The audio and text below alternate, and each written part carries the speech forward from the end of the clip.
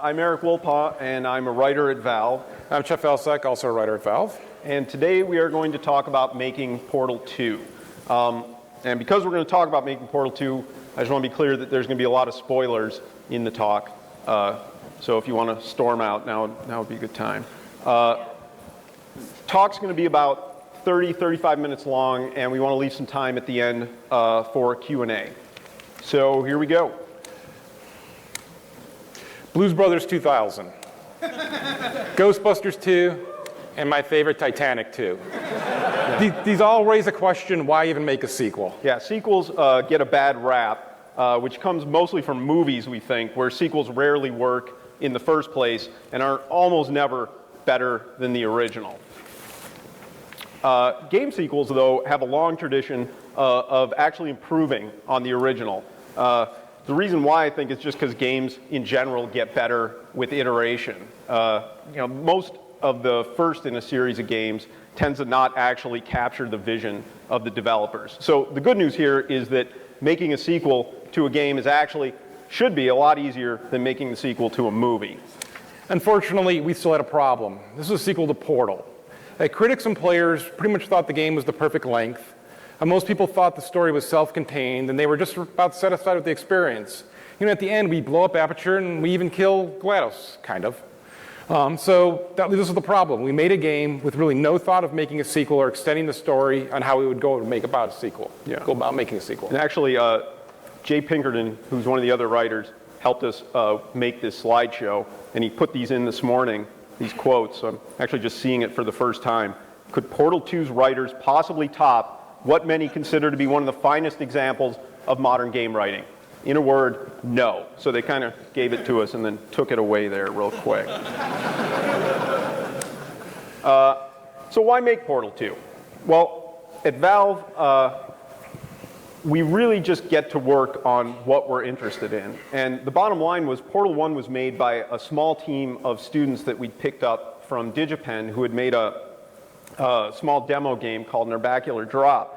And so that left like 150 people at Valve who actually didn't get to work on Portal, but who loved Portal. And so after we released the Orange Box, there were just a bunch of people who wanted to work on a Portal game. And honest to God, it was as simple as that.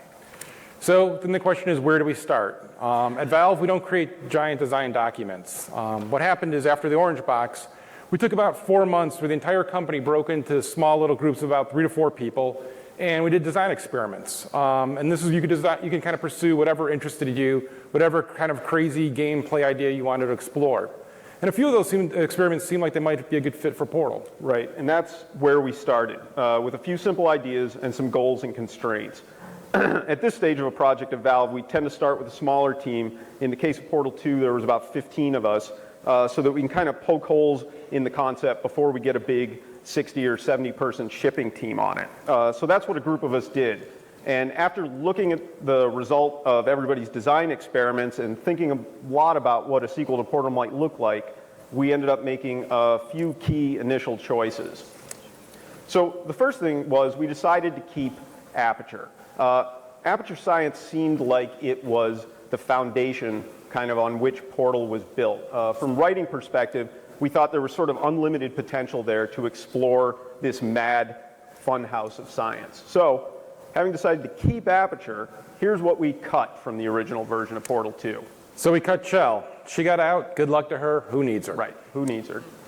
Cut GLaDOS. She kind of died in the end, and she had a nice little story arc. It's time for a new villain. And we cut Portals. Sure, the name is in the title, but we figure we would worry about that later. Yeah, who needs them? We have a sexy new mechanic. Super confident in that.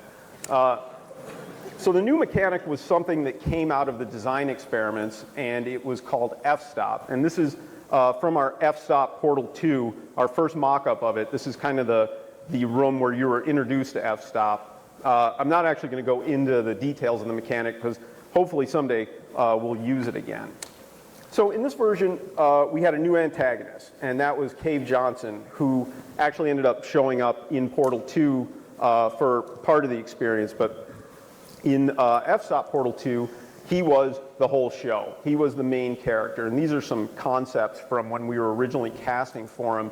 Originally, he was going to be this southern billionaire, and he eventually kind of transmorgified into the Midwestern millionaire that appears in Portal 2.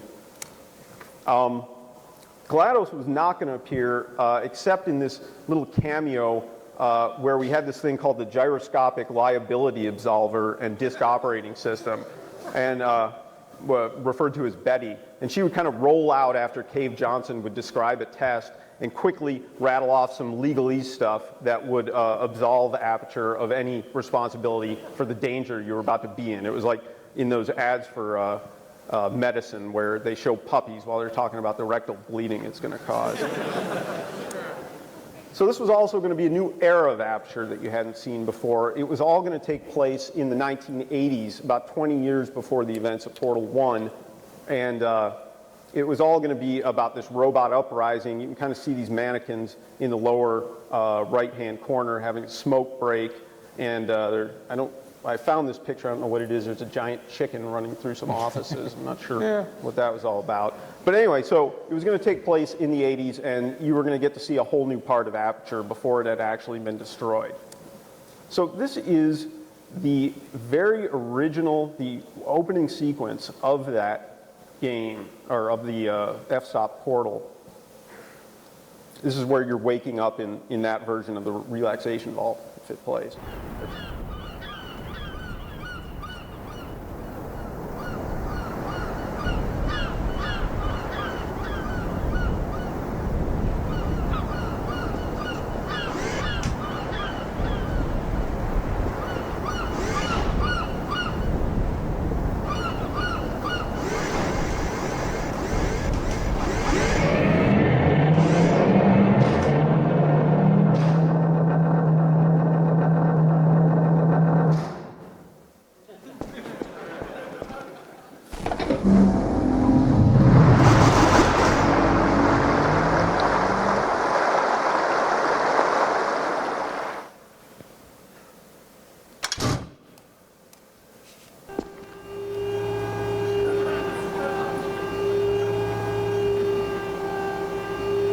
So that was showing some of the transforming environments that we were going to go for in that iteration.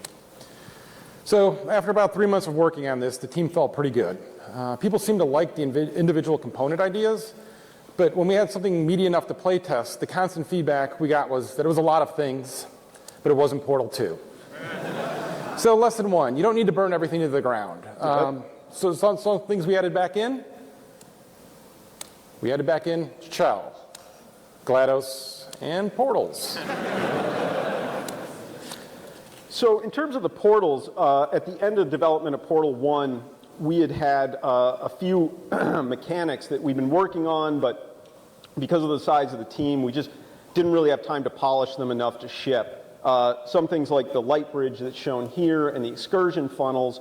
And so we went back to these and actually started trying to design puzzles with them and figure out what worked about them. And so we also went back to GLaDOS. You know, in the last 10 minutes of Portal, she's an interesting character to explore. She's broadened herself at that point. She has more emotions, for lack of a better term. She's become more human. And I think if most people look back at Portal 1, that's the GLaDOS they remember. They don't remember the early robotic GLaDOS. You know, as writers, we'd lived with her for years, and so, you know, whatever we thought of her, it was a skewed perspective. Most gamers had only lived with her for a few hours, and they were ready for more of her. So Chell, bringing her back, was kind of the least intuitive piece to us. She's mute. She doesn't really have a character. She's just kind of this physical presence that you occasionally see glimpsed through portals. And honestly, like Chet said before, we kind of felt as writers that she'd had her day. You know, she fought GLaDOS, she escaped, and we just let her be. And we put her, we started this iteration of Portal with you waking up in the relaxation vault, and you were standing in front of a mirror so that you could see that you weren't Chell. You were this other character we called Mel, who had blonde hair and a different colored jumpsuit, and it was pretty obviously not Chell. And to a person, playtesters didn't care. At that point, it did not matter at all to them that they weren't Chell, until the point where she wakes up GLaDOS, and GLaDOS does not recognize her. And what we realized is that Portal 1 was this sort of intimate story about the relationship you had with GLaDOS. And when GLaDOS wakes up and doesn't recognize that you're the person that did these things to her in Portal, it's actually a blow to the player. I mean, this was a place where to a person, the playtesters were like, ugh, you know, why doesn't GLaDOS know who I am? So Chell went back in. And then at this point, we also added something new, and that would be the paint mechanic. We had hired the guys who made Tag: The Power of Paint back in the Left 4 Dead 1 days, and they actually helped us ship Left 4 Dead 1 and 2. And then they were somewhat independently working on using paint with portals. They showed what they were working on to the Portal 2 team, and we brought them on board. So there you had it. We had our new mechanics for the game. Yep. So we had added a whole bunch of stuff in, although Still Cut was the cake, and nobody missed it. So this is where we were at this point after the f-stop was abandoned. Portal 2 would have portals, GLaDOS, and take place in the aperture that players were familiar with from Portal 1. So here is the very first opening of that iteration of Portal 2. Activated. Hello. You have been detained in the relaxation vault for 90040.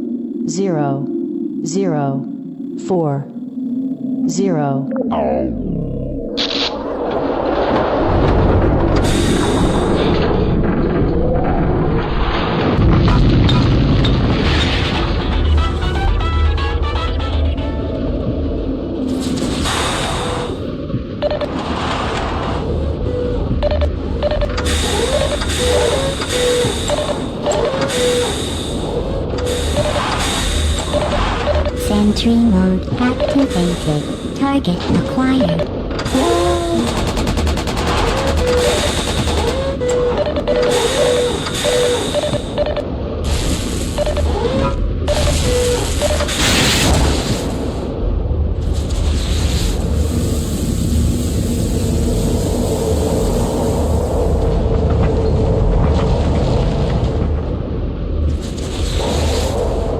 Hey, what's going on over there? I don't see nothing. Why am I not surprised? Critical error. Critical error. The user summon burning.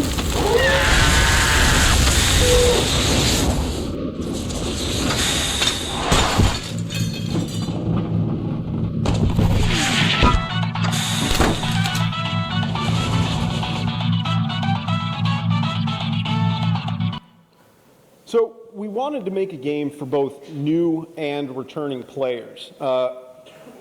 We didn't want to force new players to play Portal 1 in order to understand what was going on. Unfortunately, Portal 1 was about 80% training arc. So the challenge we faced when we switched back to Portals was how to compress that and represent it in a way that new players would be up to speed on Portals, but that returning players would still have something interesting going on. So the good thing is we had some fresh eyes looking at Portal 1's puzzles, and we came up with some clever ways to kind of streamline and combine training.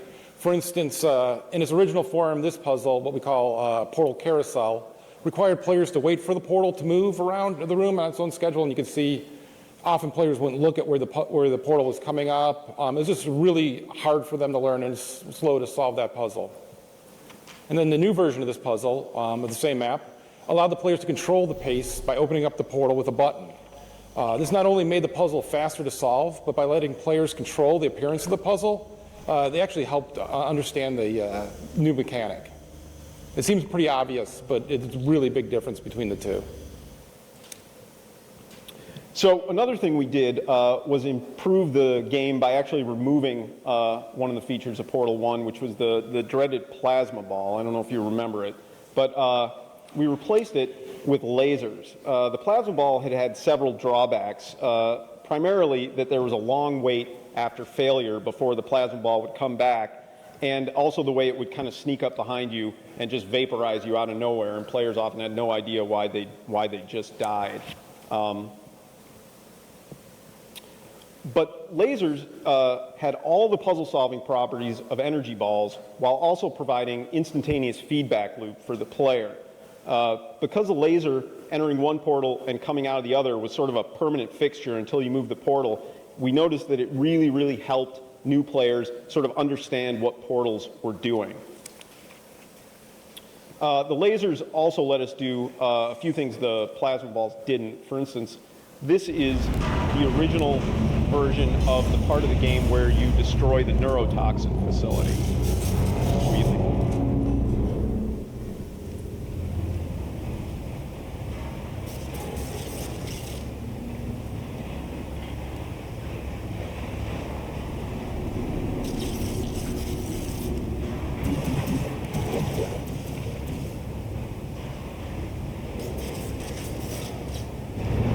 So that long, awkward part I just showed you was an accurate recreation of what players did when they went in that room. There's this kind of fundamental axiomatic physical principle of gamers that they will never look up at the ceiling. They only look straight ahead, which I guess we should have known. But so here is the actual solution to this puzzle.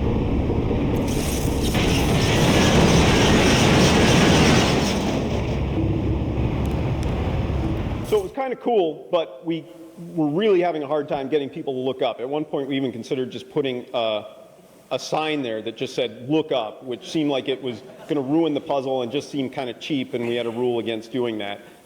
Having said that, we put a lot of time into making the implosion in that room look really cool, and when we discovered people were turning away, not looking at it, we actually did just put a sign in that says, in case of implosion, look directly at implosion. So I guess the design rule there is, don't be a tight ass about your own rules. Just abandon them. All right, so while we tightened up the Portal 1 training arc, we still needed something more to entertain returning players. And some of what we did was merely cosmetic. For instance, here's the Portal 1 elevators. And then we can take a look at the Portal 2 elevators, and we'll see that somehow destroying Aperture Science gave us all new elevators with video screens around them that showed us cool little transition movies. I mean, there is no logical reason we have new elevators, but players never questioned it, never minded it. And so our thought always was, you don't need to be a slave to the original. If you're improving it, players won't care.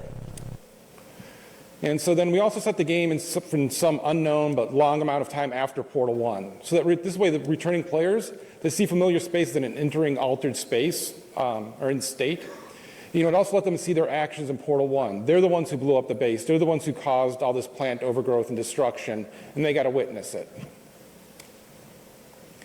And the altered environments wasn't quite enough to rehabilitate the old space, so we introduced a new character, Wheatley. He gave players an interesting companion, which was the final thing we needed to make the training feel fresh. Luckily, Wheatley solved a few other problems for us. Portal 1's story kind of sneaks up on you. Players aren't sure if it's funny at first. In fact, players don't even know there's a story until about 2/3 of the way through. It's a really good trick, but you can't do it twice. So for Portal 2, we need to do something new. And Wheatley really quickly helps establish the tone right off. It's a comedy. He comes in, you're laughing, it's okay to laugh. The rest of the game, it's okay for you to laugh. Wheatley also gives players a burst of exposition. And the cool thing here is new players, they get told what happened, and returning players are reminded of who they are, where they are, and what's happening. And for new players, he also restates the entire plot of Portal 1 and provides a brief glimpse into GLaDOS. And that way you also get to know that she's a big deal. And then finally, when you have this likable companion, he also actually lets us demonstrate something else to new players, and that's that GLaDOS is a threat by having her immediately kill him. And that's not a spoiler, because he's not actually dead, and that is the spoiler. So there was a lot of positive things with Wheatley, but he did cause some problems. The first problem was that we burned a lot of calories making sure you couldn't leave him behind. When we first put him in the game, you spent a lot of time actually carrying him around.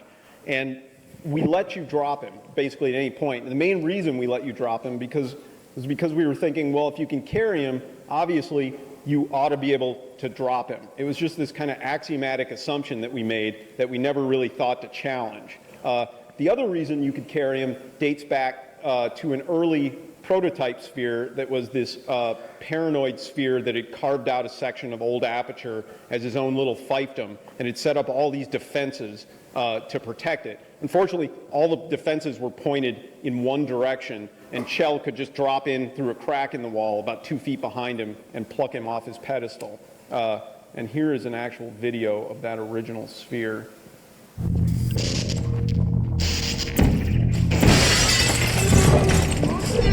I think I'll just fall right in there.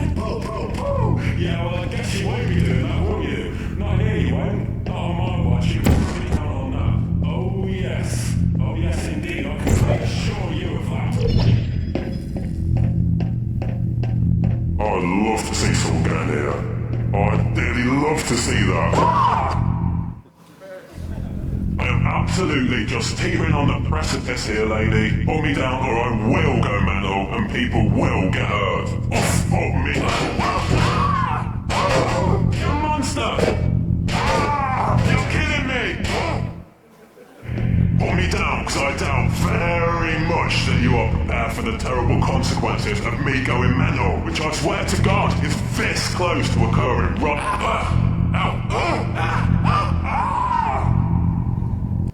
So that last part at the end where you beat him against a wall and then throw him down the stairs caused us probably about a year of pain and suffering because we liked it so much that we wanted to make sure that you could do it with Wheatley. Unfortunately, being able to drop Wheatley meant that we had to gate the player so that he couldn't just drop Wheatley and then wander off into the rest of the game. And those gates took the form of these doors that Wheatley would have to hack, and they were at regularly scheduled intervals, so you could only get about 20 feet ahead of Wheatley. Implementation-wise, it was a huge pain in the ass. And as the game progressed, the time that you spent with Wheatley off his rail was narrowed down to more or less what it is in the shipping game, which is after he jumps off his management rail and you don't catch him, all the way up until the point where you put him in the elevator that leads up to GLaDOS. It's probably about 5 minutes in the shipping game. But having said that, this staircase in the GLaDOS wake-up room is actually only there because we wanted you to be able to throw Wheatley down it. So at some point, fairly late in development, we finally admitted how many problems dropping Wheatley was causing us, and we just decided during that part he was going to stick to your hands like glue. We put it in, and we assumed, because we built it so much up in our heads, that playtesters were just going to revolt, and they were going to be trying to throw him down and just be angry, and not a single playtester even cared that you couldn't drop him. None of them even tried. It was just another example of us having these kind of fundamental assumptions that we didn't think to question. The fact that you can't drop Wheatley, if you don't know you can drop Wheatley, nobody misses it. So our second problem with Wheatley rose out of Temp audio. So this is Stephen Merchant, who voiced Wheatley, and his sessions happened and his VO came online like in the last year and a half of development. Before that, Wheatley's voice was provided by one of our animators, Richard Lord. This is the picture that Richard gave us when we asked him. So actually gave us another picture of him on the toilet, so you're getting a better one. Richard is a super duper smart guy. He designs and animates all the iconographic animations that you see in the elevators and that were in some of our advertising. He's also got this kind of nice voice that people like to listen to, and you heard his voice in the clip of the Paranoid Sphere. So people liked his voice enough that when our first merchant session got delayed a month right before E3 where we debuted Portal, we decided, what the hell, we'll just play the Richard audio. And people liked it, and people liked it so much that when we finally got world-class comedic actor Stephen Merchant in there, there was this small but very vocal section of our fan base that was just livid, wanted Richard back. And at the end of the day, this is kind of a microcosm of the whole problem with sequels. You know, with nothing to compare it to, the first version of anything can pretty much stand alone. But once you put a replacement in there, there's going to be somebody who prefers it. It's kind of the law of sequels. You just can't win no matter what you do. Well, you can win, but it's sort of like you can't have a flawless victory. So our last problem was caused by Wheatley dying. So originally, GLaDOS crushed Wheatley right after she wakes up, and that was it. You didn't see Wheatley anymore. He was just dead and gone. And we thought that kind of finality let everyone understand just how evil GLaDOS was. This was back when GLaDOS was still going to be the main antagonist, but the problem was after Wheatley dies, you're going to meet 6 other Sphere personalities, each with their own personality. And as an example, this is one of the ones, this is some concept art for the somebody we called the Morgan Freeman Sphere. So he'd been sitting on that little pedestal for a few centuries, and he was just incredibly wise, but only about the 20 by 20 space that he was trapped in. So as soon as you dragged him 22 feet out of the room, his mind was blown, and he was pretty much useless. Although, as the game progressed, he eventually got his feet under him and started delivering some homespun wisdom that all related back to this little 20 by 20 space that he'd been living in. So back to Wheatley dying. It certainly worked in the term of making people understand how evil GLaDOS was. They got that. But people missed Wheatley. And with GLaDOS now in the mix, and none of the other spheres really having enough time to bond with the player, we're missing something. Because even in a talkie game like Portal, you're still more or less writing in the margins. And so then our simple answer was, let's just kill Wheatley and then bring him back. We still get all the dramatic benefits of GLaDOS crushing them. Plus, we don't have to throw away all the precious time we'd spent building this relationship between the player and Wheatley. Even better, this led to a bunch of insight that we ought to make Wheatley the antagonist. Because again, before he was just dead and he wasn't going to be the antagonist, and now he's going to be the evil villain for the last half of the game. And a lot of good things flowed from that one assumption. It's another example where we try to solve a problem without questioning the core assumption, and that was not to kill Wheatley, and then what do? In this case, let's just kill him and bring him back, and then it's fine. Everything works in retrospect. Okay, and so now we've got a pretty good handle on the single-player game. This is rough, but generally working in terms of plot and structure, and most importantly for what we test is pacing and comprehension. Every play test, we bring people in, we talk about the pacing, comprehension, we make sure we have that nailed, that's working, that's flowing. And the co-op mechanic was working great on its own. Just the puzzles alone were totally fun. So we figured the co-op story was going to be a breeze. Smart thing on our part, we thought, we'd save it to the very end of development. Problem is we discovered there's a huge difference between telling the Portal 2 story versus the single-player story. Yeah, since we figured people would play the single player first, we set the co-op story after the events, a single-player game. And in this original co-op iteration, we actually thought we had a pretty good story going. So with Chell gone, GLaDOS is just prepared to test for eternity with the 2 co-op bots that we introduced in single-player.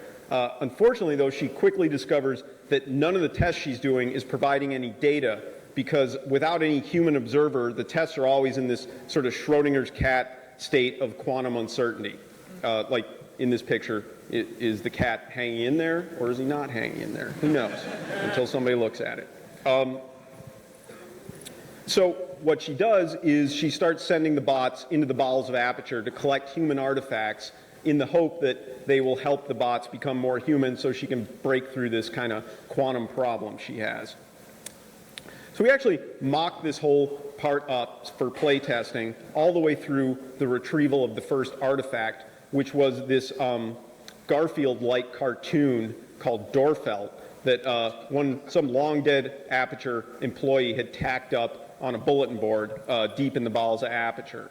The bots find it, they bring it back to GLaDOS, and none of the 3 of them can figure out what's funny about this Dorfeldt. So GLaDOS actually rewrites it to make it funnier. So the first 3 panels, Dorfeldt is sitting next to an empty pan of lasagna, and then his owner comes, and he's really angry that Dorfeldt ate the lasagna. And then the owner says that he's activated the neurotoxin emitters, at which point Dorfeldt feels regret, but only briefly. So, and I just want to mention that Anthony Clark, who goes under the name of Nedroid, originally drew this for Jay and I, like in a day when we were trying to put this together. So thank you. So Nedroid. we had our comic, and we were pretty happy with this direction. But what we discovered as we play tested is there's some fundamental differences between the way the story was going to work for the single player versus the co-op. In single player, you have a captive audience. They will watch intently. They're fully in the moment, and they generally pay attention to the crafted experience. Co-op players, on the other hand, will interrupt your best material to ask each other what they had for dinner. So this means we had to simplify and change how we told the story. And so what we do is we actually repeat the main story points many times in short little bits. That way if you miss one, you can get it the next time. And this is also different, though, from how we handled it in the Left 4 Dead series, because we do co-op there and we tell a story there, but there we know you're going to play the maps multiple times. Each playthrough, you can pick up another little bit of the story. For the co-op in Portal 2, we actually wanted you to get everything in the first pass, so that was the difference there. And the mystery GLaDOS presents is simple. And if you're paying attention, it's pretty obvious, but it's co-op. So it's the fun of going through with your partner. You're making up your own stories. You're going along towards the next human genocide. But there's also one other major difference between single player and co-op players that was not obvious to started play testing. And that's during testing of both parts of our game, we actually have people sit in a room, they're separated, and we have a camera on the game that they're playing, but we also have cameras looking at their faces so we can see their reactions. So this is a photo I grabbed off that system of a player actually playing the single player part of Portal 1. And this is what they look like during the entire part. He's probably watching the funniest section of Portal 2 right now. You can see he's completely stoic and unsmiling. There's no hint that he's enjoying it at all. But when you debrief him afterwards, they're like, "Yeah, it was great. It was super funny." But again, in the moment, they're just staring at the screen, solving puzzles, looking incredibly angry. So there's this strange thing that happens in co-op. We have people in separate rooms again. They can't see each other. We sometimes test them with no microphones, so they couldn't talk to each other. There's no way they could communicate with each other, and yet they laughed, they smiled, they joked, right? They had all these regular things you have when you're next to someone, right? All these regular social norms they carried through into the game, even though they didn't have the communication and the other person couldn't see their face, smiling or laughing. So this is an important takeaway from anyone out there writing a game. If you're going to do a comedy game, make it co-op, because otherwise you're going to have years of misery and self-doubt as you watch playtesters. It's awful. It's the darkest thing you can possibly do. So just real quick, we also tried a competitive multiplayer mode, which we put together over the space of a month or two, and it was kind of a mix between the old Amiga game Speedball and Portal, except with none of the good parts of either of those two things. It was super chaotic, difficult to tell what was going on, and no fun. So the only real good news about this part was that we cut it pretty quickly and were able to use those resources to develop co-op a little bit more. All right, so in this point in development, we've got this co-op story set. We're on our way with that. We have most of the single-player story set. We just have one major problem. We have no ending to the single-player story. And we had the same struggle when we were making Portal 1. The ending didn't come to really, really late, and that turned out to be one of the highlights of the game. So we had that going for us, but still, at this point, we had no ending. We did have some things that we knew, though. We knew you were going to have to confront Wheatley. We knew you were going to have to remove him from the GLaDOS chassis. We knew he was going to have to get some sort of comeuppance for causing you all that trouble. And something we knew from Portal 1 was that this final puzzle shouldn't be particularly difficult. This should not be the most difficult puzzle in the game because long, thoughtful puzzle solving is completely not climactic. So, with that knowledge, we were able to at least start designing the final battle and start iterating on that, and that was coming together great. What was missing was any sort of story part to that, which was bad for Jay and Chet and I. And this is a early version of the solution we initially came up with, and it's a slightly different version of the end chamber. You'll recognize some things, but I'll just play it through. Core, are you ready to start the procedure? Corrupted core, are you ready to start the procedure? Stalemate detected. Transfer procedure cannot continue unless a stalemate associate is present and can press the stalemate resolution button. Press button to replace core.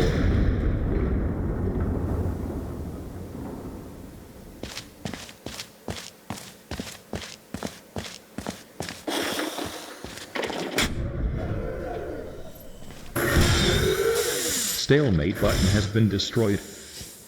Transfer procedure cannot continue unless a stalemate associate can say the word yes. Stalemate associate, do you wish to start a transfer?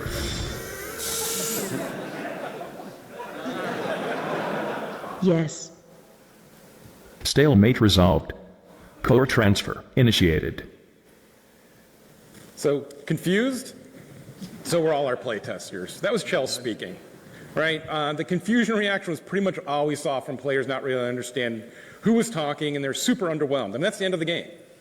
And this is a classic idea of like, just you have this great idea, you're pitching it, it sounds awesome. Oh my God, Chell's finally going to speak. Yeah, Where's it going to come out? One word. She's going to say one word, and it's going to be the one that ends the game. And then you actually test it. Boy, did it suck. Yeah, it sucks. Boy, that was bad.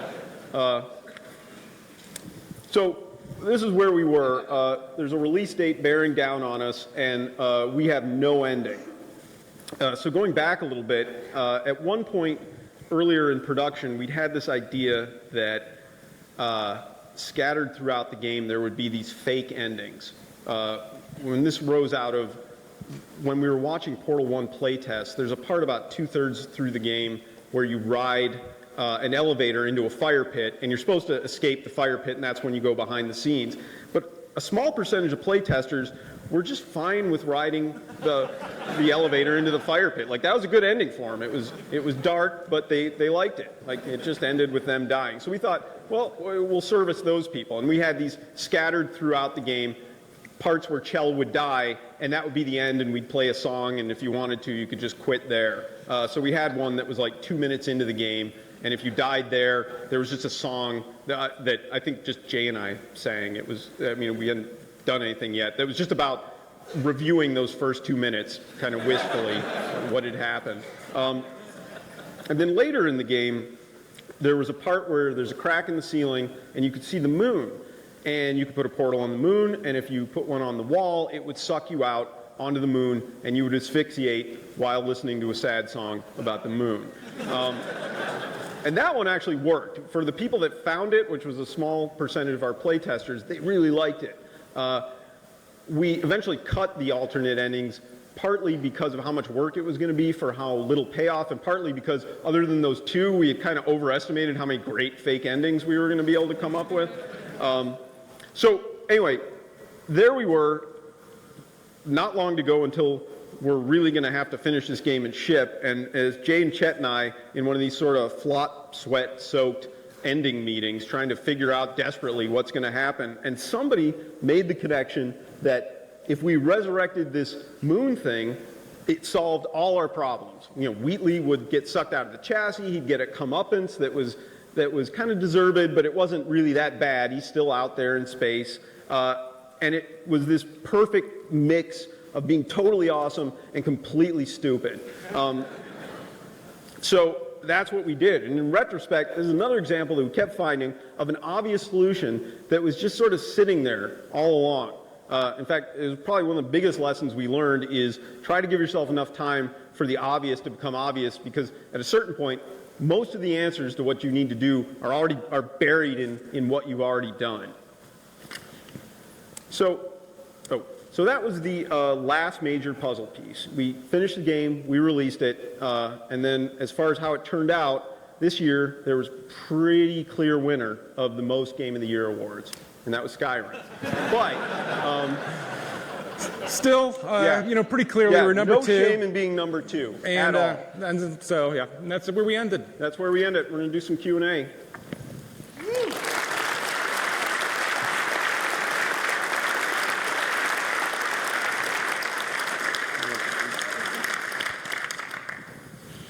So I don't know how Q&A works. Yeah. So, no questions. Good, we can leave. I could ask a question. Oh, damn. So my question is, thanks for Portal 2 and Open Mary.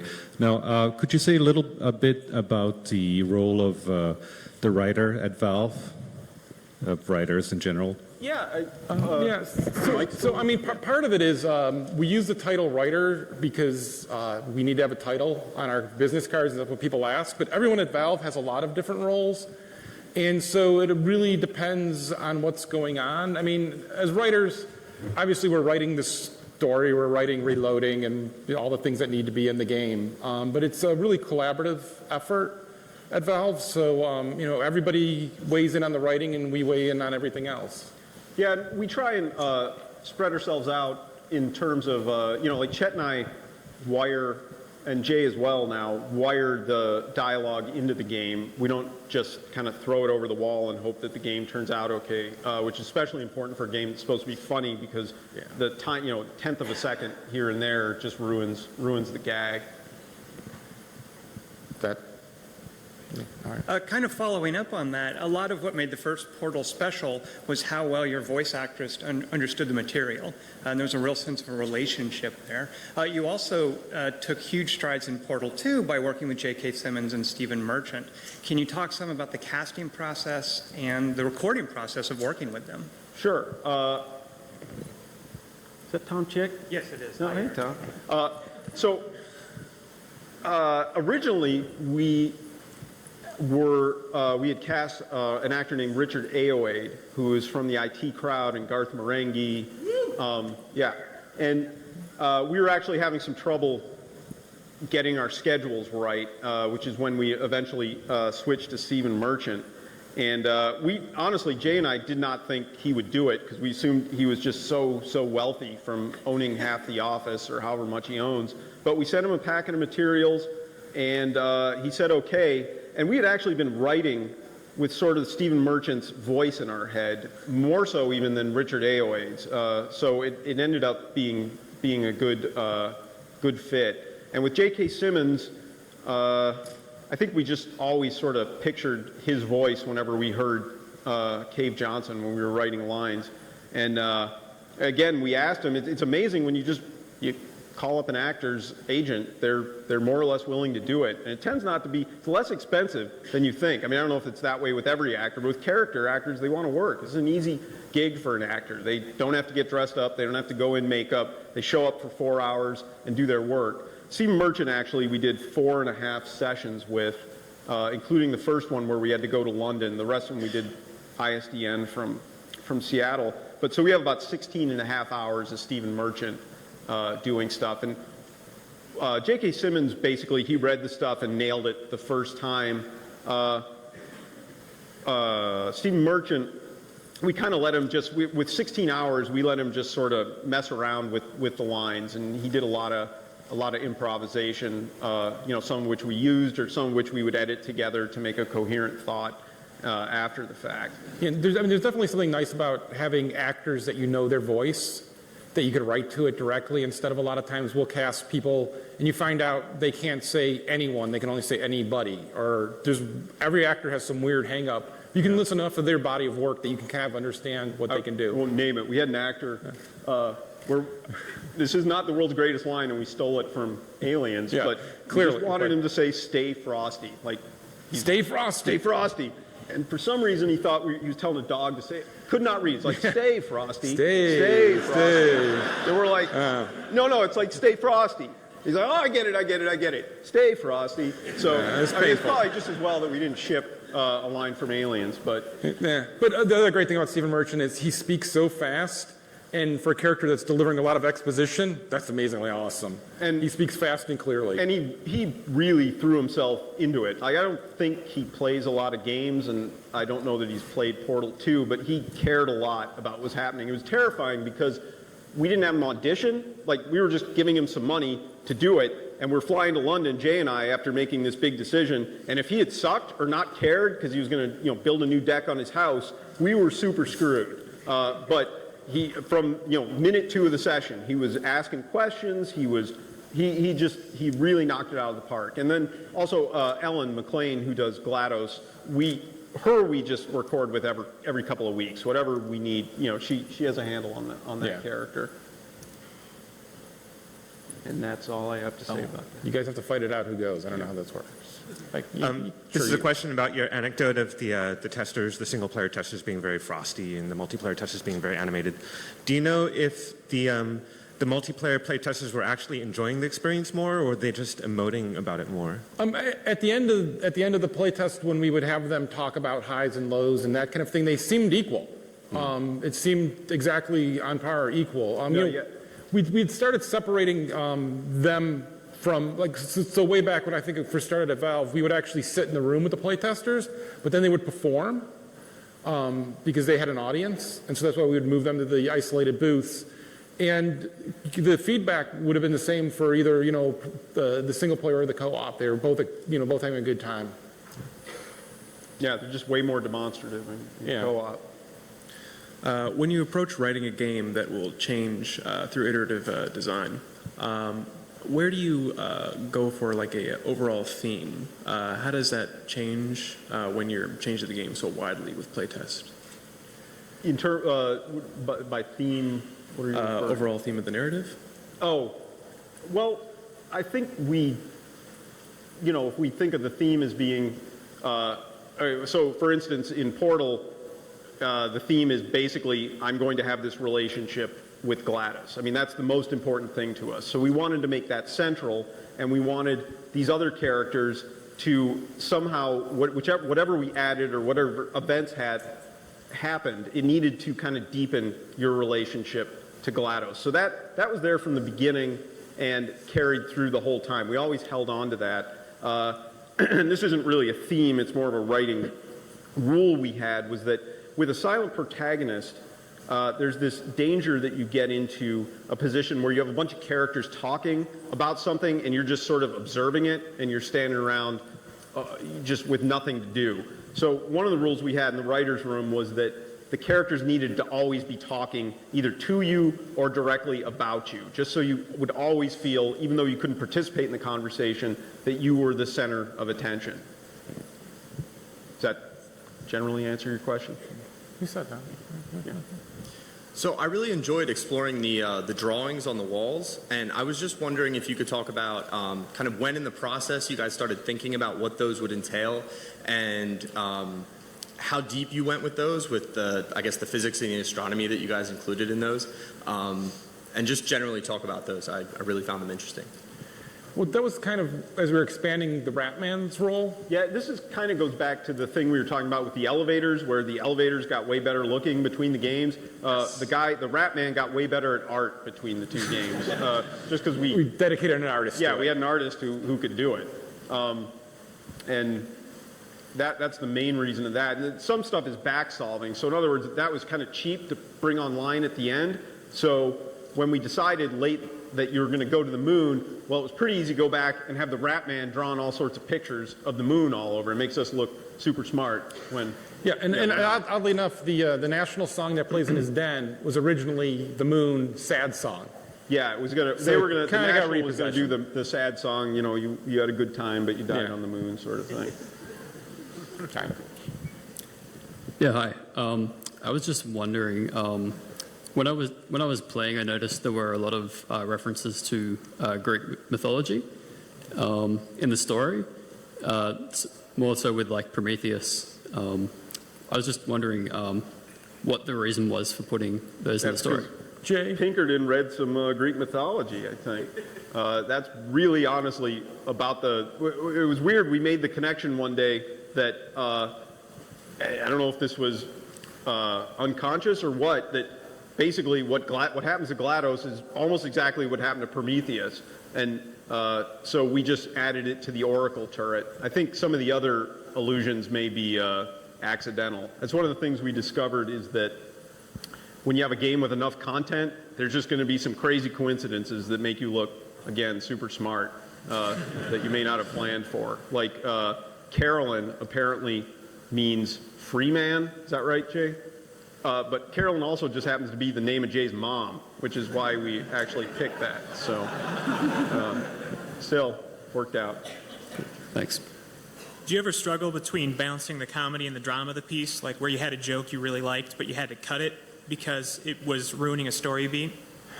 I mean, yeah, it's, there's a lot of stuff we cut.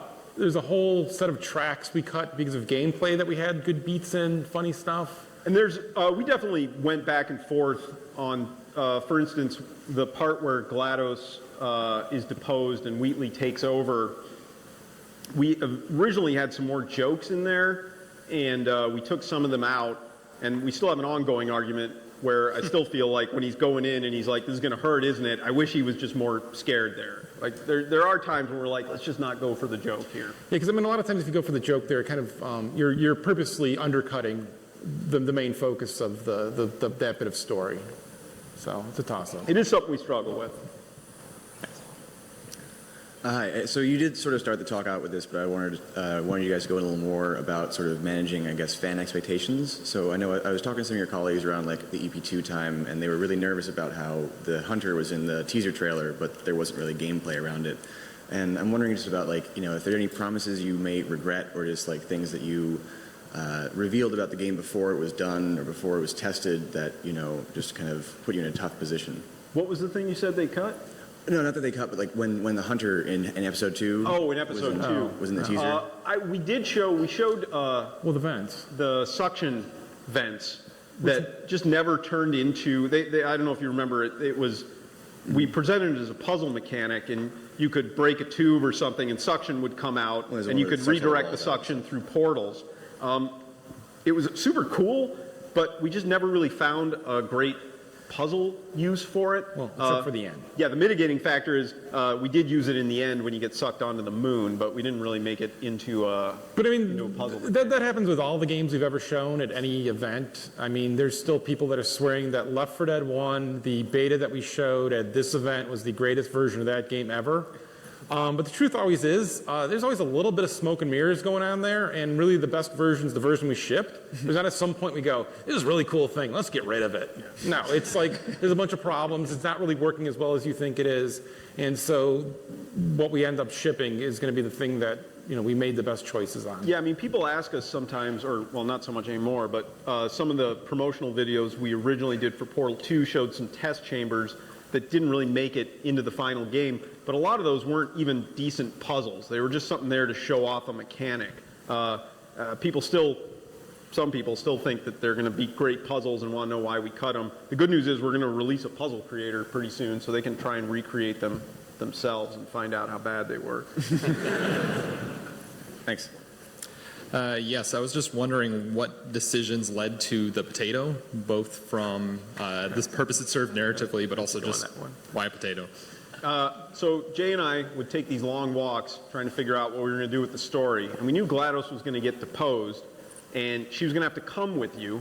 And we were trying to figure out what was the most humiliating thing that could happen to her. And we figured turning her into a potato battery was pretty bad. And then I think Jay said potatoes, and then it was kind of a sealed deal because we had a name for it. And it just seemed super sad that she would be in this shriveled, crappy little potato. And you could put it on the gun, and little Mike. Yeah, we originally also had this idea. This is another reason it was a potato. Was the bird was going to play a bigger role? So, because we knew we were going to need to explain later on why she wouldn't just tell you how to solve the puzzles that Wheatley had set up for you. And so our thought was the bird every couple of chambers was going to come in and attack the potato and eat part of it. And she was going to keep getting stupider and stupider as you went along.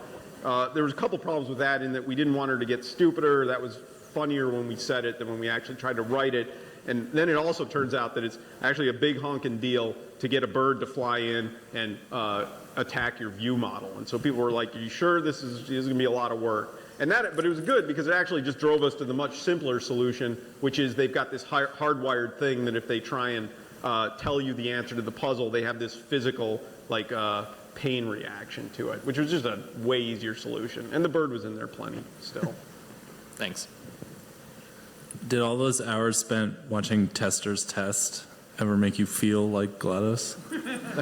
Yeah, it is. But also, it gets you nauseous. Yeah, it's tough. Portal's a tough one to watch. Yeah, motion sickness. But it is a kind of just a giant analogy for actual how we make the games is what GLaDOS does. So yeah. So your experience in game design sort of informed the concept of the story, like this huge testing lab? A little bit, some of it. I mean, I know that when Wheatley makes his first test chamber, I think it was Phil Coe maybe made that, and he just used like the standard thing that everybody does when they first make a level, which is to just make this big box with the word test on it or their name or something. So yeah, in some ways that Wheatley was this kind of neophyte level designer. Thank you. How do you guys generate your scripts? Do you each take a mission, or do you bounce them back and forth? Do you lock yourself in a room and say, no one's getting out here till we have the level 3? It depends where we are in the process, what we're working on. How far away we are from a recording session. If it's like 3 weeks, I'm not doing anything. If it's 3 days, yeah, we're sweating it. And we tend to sit in a room, more so now. We've been getting more in this sort of writer's room kind of thing where We'll bring our ideas, we'll try and hash them out all together, and then maybe separate and just sort of smooth everything out. Especially when you're doing the jokes. If the jokes aren't making anyone in the room laugh, they're not going to work. Yeah. Right. It's a good first test. You get kind of punchy, and then they seem like they're working, and then they're horrible. They don't. But that's a lot of it is a group, right? Where we sit down and we map out what needs to get written, where dialogue needs to be, and then we just try and as a group go through it. As I was playing Portal 2, I felt it was a really clear example of this kind of hero's journey kind of story with 3 acts, and especially the player descending in this sort of underworld in the second act. So can you say something about how intentional this was? Well, we certainly wanted our hero to go on a journey. And then we definitely, there's a structure of storytelling, right? I mean, 3 acts is pretty standard. We didn't really reinvent anything there, and it seemed to fit pretty well. Yeah, part of the thing with going into the underground was Portal 1 starts with you waking up and feeling very alone. And Portal 2 didn't start that way because for various reasons, but we still wanted to have an area where you did feel like you were now alone in a place you didn't understand, which is why when you get dropped down that pit, we give you a while to just sort of take it in, after having basically been accompanied by someone the entire time. But yeah, I don't know that there was any conscious hero's journey sort of thing going on. Thanks. What do the lights mean? Can we keep? No. We have 2 more questions, right? We can do those. Right? Is that all right? Yeah. Yeah, Valve has a pretty timely awesome shirt, by the way. Oh, thank you. I appreciate that. It's just a Street Fighter shirt. Valve has got a pretty awesome reputation for releasing free content, and so I'm just wondering, have you ever considered releasing Michael's version of Wheatley, like his entire? Assuming he did. He didn't do. Not everything's covered. Oh no, we didn't get none of the stuff after Wheatley takes over, except for maybe a couple times when we didn't have merchant stuff, we'd bring Richard back in. But it would be a huge undertaking. Got it. I assumed you already had the audio track. No. And the other problem is it would need to match the timing of the merchant lines, or else it would be like 10 times more. Never. Okay. So, all right. Yeah. So that's not. Yeah. Let's not go there. All right. Thank you. But thank you. So the 2 big memes that came out of the first Portal were the cake and the companion cube. And I want to commend you guys for not going back to that well in the second game. But was it ever really tempting to just go for that layup and bring those back? Or were there people in Valve who were like, we got to have the companion cube. People loved it. Well, the companion cube is back. So I don't know if you're setting me up to... sorry. No, the companion cube is there. We don't focus on it a lot. We felt like that we could bring back in a sort of, for lack of a better word, funny way. Tasteful, funny way. The cake, I think we make one reference to, but no, nobody was really pushing us to do it. We just knew, we were pretty confident that we could just come up with a story that didn't rely on that. And, we figured people had lived with the cake jokes enough that they probably... Yeah, that is the thing though, right? So we were talking about internally, we lived with GLaDOS this whole time. And so for us, not that we're sick of her, but we'd lived with her a lot, and we're thinking maybe we should try something new. But everybody lived with the cake is a lie jokes, right? I think we all had our share of those. Yeah, it was we great. Didn't need to go back. But so no, nobody pressured us, and honestly, I've never had anybody come up and say, I wish there was more cake in the game. Absolutely. Yeah. Do you have anything left for a third one? Maybe.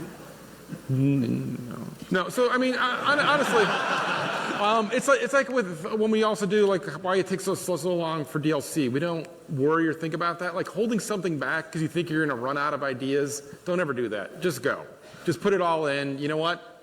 You're going to have those horrendous days of the ending where you're just staring at each other, thinking there's no way you're going to come up with anything, and you do. Yeah, there's some way to solve it. So don't hold back. Yeah, and also one of our goals was to not have a cliffhanger ending. We wanted, we felt like Portal had this nice, satisfying ending, and we wanted Portal 2 to feel the same way. At the end, maybe there were some unresolved questions, but it felt like everybody had their end. Yep. So I think that's it. Is that it? So thanks, guys. Yeah, thank you so much.